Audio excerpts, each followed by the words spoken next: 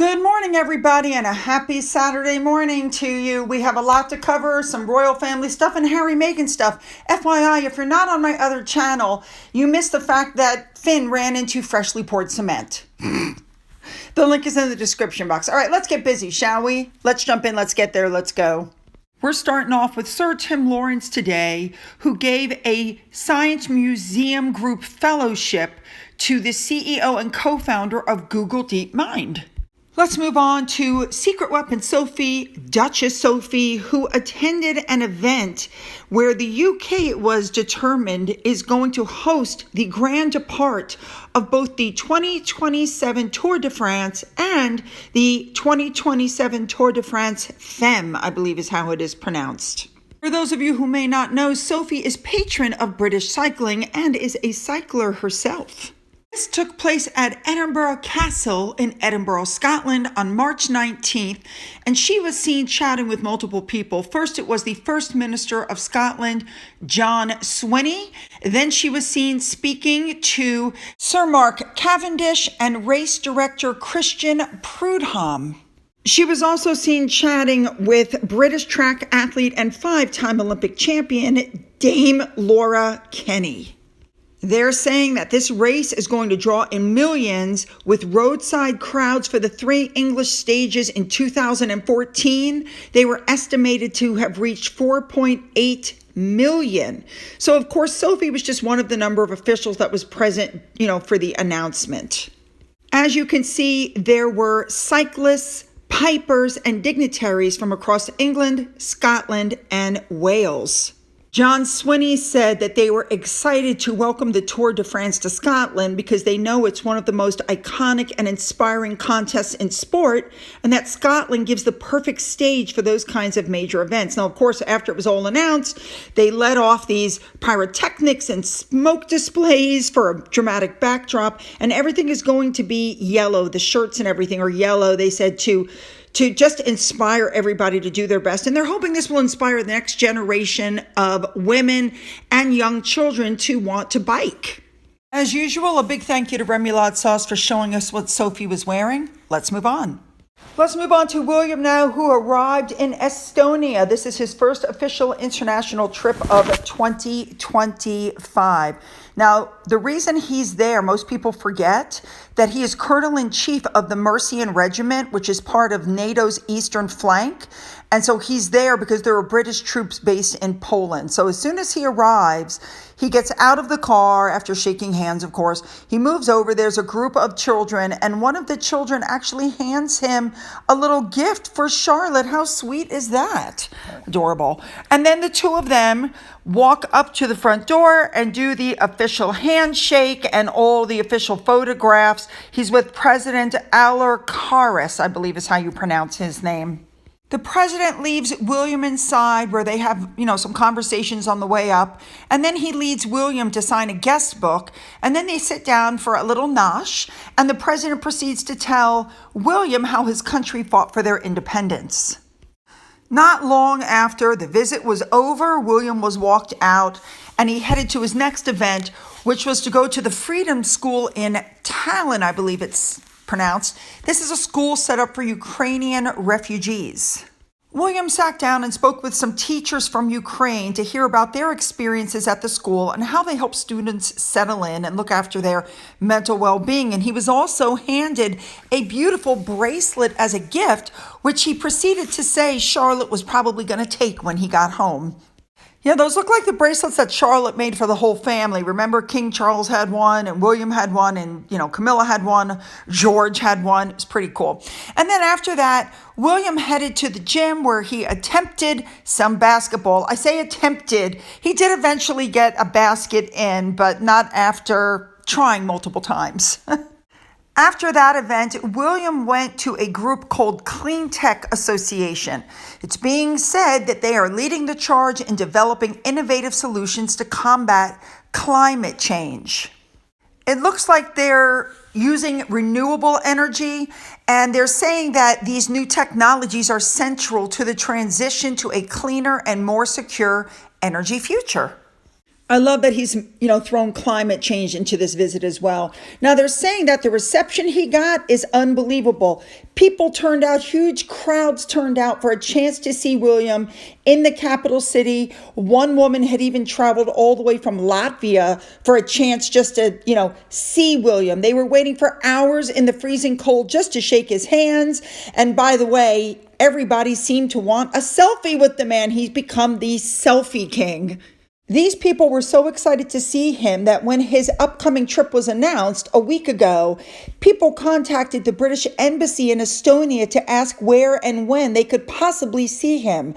Locals there said that television channels broadcast hours of live programming for the King and Queen's coronation in May, and large numbers tuned in.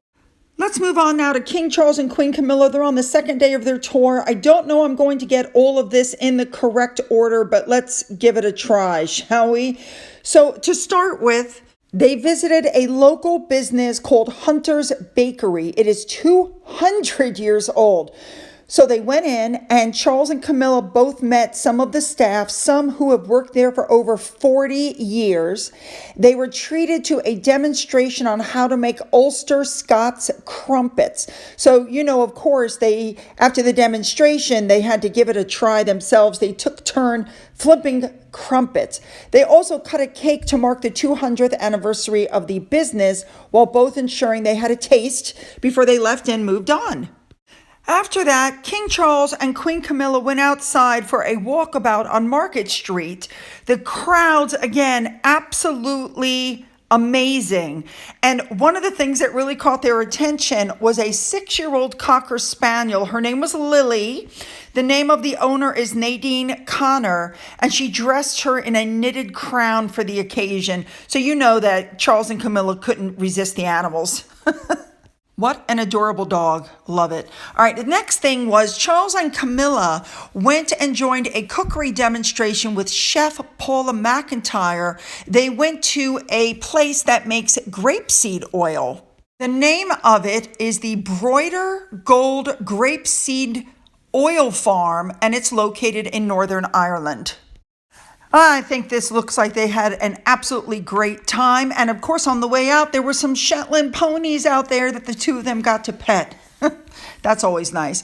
Now, next up, the two of them went to a primary school where they posed with some pupils who have received the John Steinbeck Festival of Literature, Music, and Film certificates. Next up, King Charles went and spoke with local producers during a visit to Broider Gold Farm. This event was hosted by the Food, Farming, and Countryside Commission, and King Charles spent time speaking to all the local farmers about regenerative farming. This also took place in Northern Ireland. Now, also, at some point during the day, Charles and Camilla went to the Roe Valley Art and Cultural Center, where they viewed presentations of arts, including some glasswork, photography, a willow artist, and ceramics. Those kinds of fairs are the ones that I like to go to, where you pick up all these beautiful things.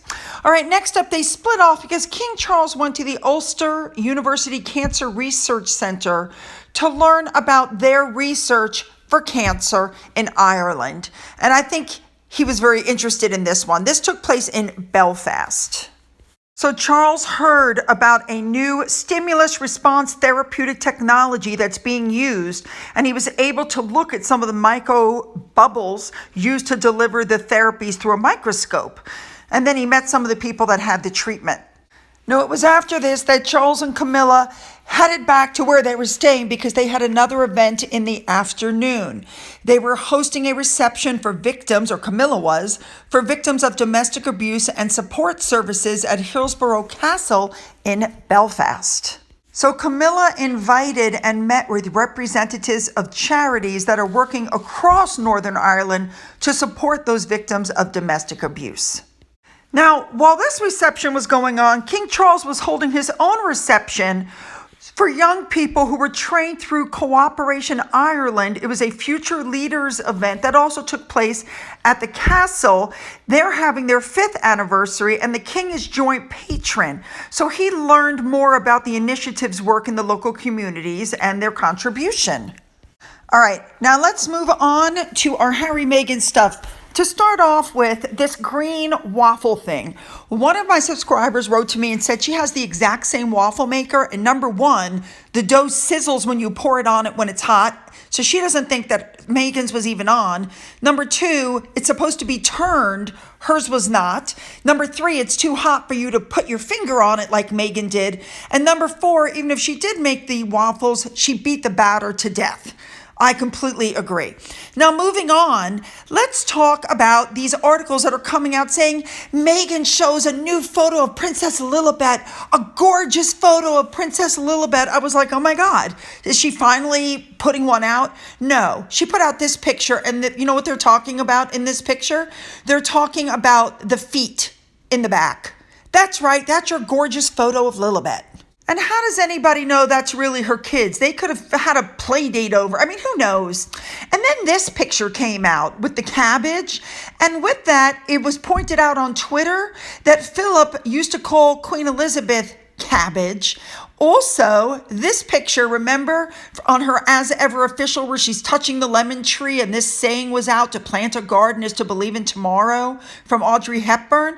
Well, one of my subscribers wrote to me and pointed out that as part of Pamela Anderson's program, Pamela said, when you plant a vegetable garden, you believe in the future. Yeah, copycat.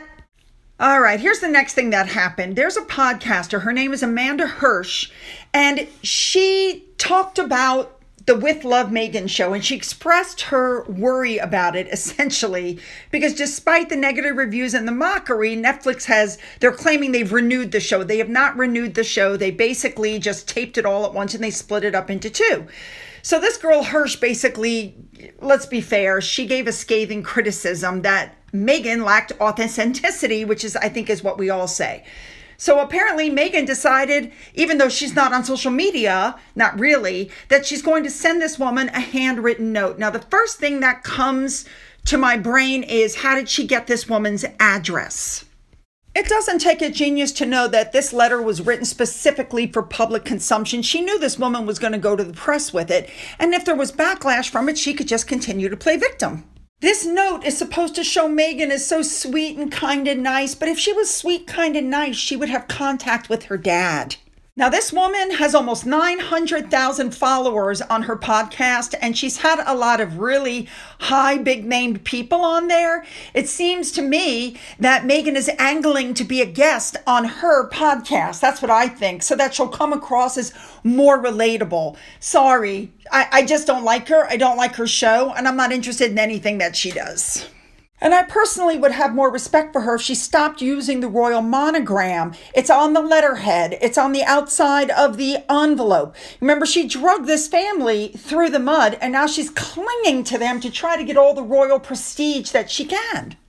Let's be honest, she ran from the royal family. She's an American living in the United States who has done nothing for the crown or the Commonwealth. She can just go.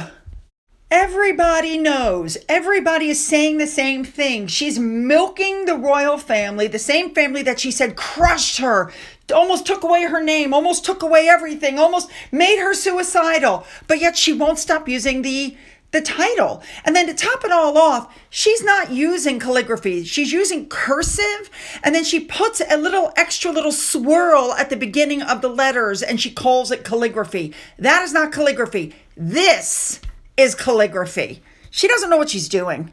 Now, with that, a handwriting expert looked at what Megan wrote on that card and said that the clockwork regularity of her calligraphic style is unnatural and contrived. It's a manufactured persona style, which takes a large amount of time and self-discipline to produce. So she's all about producing a polished performance. Oh, tell us something we don't know.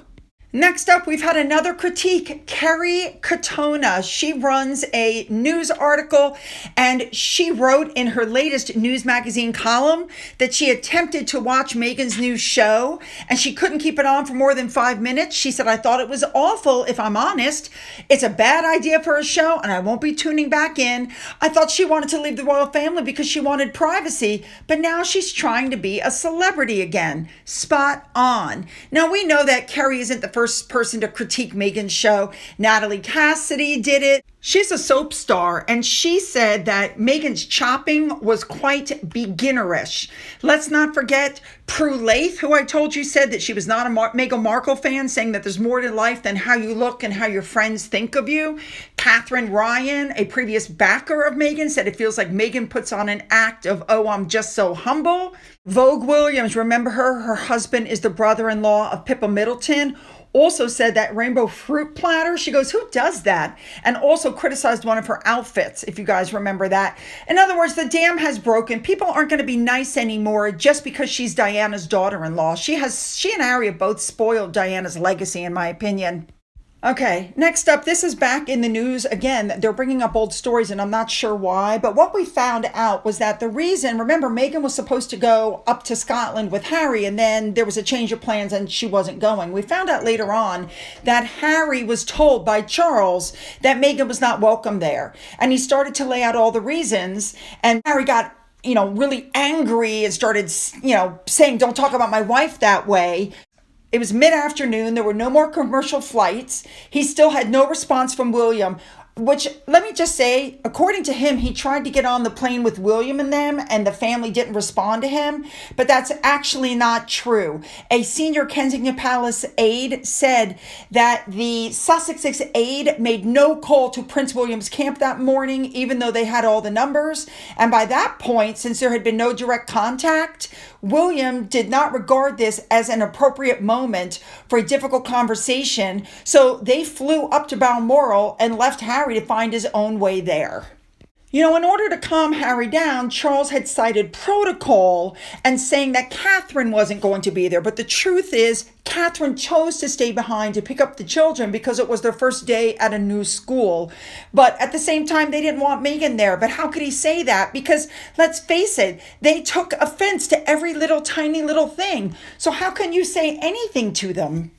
When you hear about what went on behind the scenes, the Queen passed away at 3:10 p.m. and only Charles, Camilla, and Princess Anne had seen her before she passed because they were already in Scotland for prior engagements. But only Anne was there when the Queen died because Charles had momentarily left her bedside to clear his mind. And apparently, according to this book, Anne was so distressed, a senior member of staff gave her a hug while she was outside the castle waiting for Charles to come back. And she said, well, that's the last time that's going to happen. Charles was apparently informed of her death while he was coming back to Balmoral, and he pulled over and he was addressed as Your Majesty, and that's how he found out that his mother had died. So by the time William, Andrew, Edward, Sophie had begun their journey to Scotland, but they didn't arrive until over an hour after the Queen's death. So by the time Harry got there, her death had already been announced. So I'm going to make two observations about this. Observation number one, if Meghan had been there, everybody would have heard everything that went on because, let's face it, she leaked everything. Number two, had the family known about what was in that Netflix docuseries that was going to air right after the Queen died, the two of them would not have been at the funeral, in my opinion. All right, finally, you guys remember when Meghan uploaded that clip to Instagram and it showed all the behind the scenes stuff and then she took it down and then she uploaded it again and it seemed like there had been absolutely no change in it? Well, experts said that she did that intentionally in a desperate bid for publicity after her launch was delayed because of the wildfires, which people still don't understand why she delayed. People are still as homeless, now as they were back in January. All right, you guys, you know what to do. Hit the like and the subscribe button and the bell for all notifications. Then go down into the description box where you'll find the link to my Twitter, my Gettr, my Rumble, my email, my Amazon wish list, a link to my father's book, and a physical address. For those of you who've donated to my coffee fund, thank you so much. And as always, you guys, have a great day.